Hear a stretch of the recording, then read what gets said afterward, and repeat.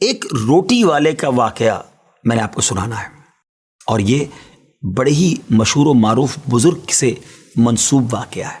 حضرت ابو بردہ رضی اللہ تعالیٰ عنہ راوی ہیں کہ حضرت ابو موسیٰ اشعری رضی اللہ تعالیٰ عنہ کی جب وفات کا وقت قریب آیا تو انہوں نے اپنے بیٹوں سے کہا کہ اے بیٹو، روٹی والے کو یاد رکھنا۔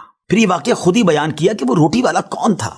آپ نے کہا کہ ایک شخص تھا جس نے 70 سال اللہ کی عبادت کی، بڑی عبادت کی، مگر 70 سال بعد جب وہ باہر آیا تو شیطان نے اس کو بہکایا اور وہ ایک عورت کے فتنے میں مبتلا ہو گیا۔ 7 دن اور 7 راتیں وہ اس عورت کے ساتھ رہا، غلط کام ہو گئے۔ اب اس کو پھر شرمندگی ہوئی کہ یہ میں نے کیا کیا، 70 سال عبادت کی اور یہ 7 دن اور 7 راتیں میں نے گناہ میں گزار دی۔ بڑا شرمندہ، بڑا نادم، قدم قدم پر سجدے کرتا جاتا، توبہ کرتا جاتا۔ اب چلتے چلتے چلتے ایک مسافر خانے میں پہنچا تو وہاں 12 مسکین لوگ پڑے ہوئے تھے، لیٹے ہوئے تھے۔ اس نے بھی جگہ بنائی اور ان کے درمیان جا کر خود بھی گر کر سو گئے۔ اب رات میں ایک شخص آیا جو ان کو کھانا دیا کرتا تھا، روٹی دیا کرتا تھا۔ ایک ایک کر کے 12 روٹیاں لے کر آیا تھا، اس کو پتا تھا یہاں 12 مسکین رہتے ہیں۔ ایک ایک کر کے سب کو روٹی دینے لگا۔ وہ شخص جو یہاں آ کر اچانک بیچ میں آ کر لیٹا تھا، اس کو بھی وہ مسکین سمجھا اور اس کو بھی روٹی دے دی۔ لیکن ظاہر ہے کہ اگر ترتیب سے روٹی دیتے دیتے آگے آئے تو آخری نمبر والے کو روٹی نہ ملی، کیونکہ یہ تو 13 ہو چکے تھے۔ تو بانٹنے والے سے اس مسکین نے کہا کہ تم نے آج مجھے روٹی کیوں نہیں دی؟ اس نے کہا میں نے تو سب کو ایک ایک روٹی دی، کسی کو 2 نہیں دی۔ کہا تم مجھے روٹی نہیں دے رہے ہو؟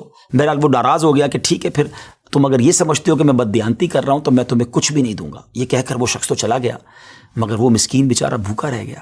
اب وہ شخص جس نے ابھی توبہ کی تھی، پہلے 70 سال کی عبادت بھی کی ہوئی تھی، اس کو خیال آیا کہ میری وجہ سے اس مسکین کو روٹی نہیں ملی ہے۔ بھوک اسے بھی بڑی تھی، مگر اس نے وہ روٹی اسے دے دی۔ شدید بھوک لگی ہوئی تھی، رات بھر بھوک میں تڑپتا رہا اور اسی بھوک کے عالم میں صبح اس کا انتقال ہو گیا۔ حضرت ابو موسیٰ اشعری رضی اللہ تعالیٰ عنہ فرماتے ہیں کہ جب یہ شخص اللہ کی بارگاہ میں پہنچا نا تو ایک پلڑے میں اس کی 70 سال کی عبادت رکھی گئی اور ایک پلڑے میں وہ 7 دن اور 7 رات کے گناہ رکھے گئے۔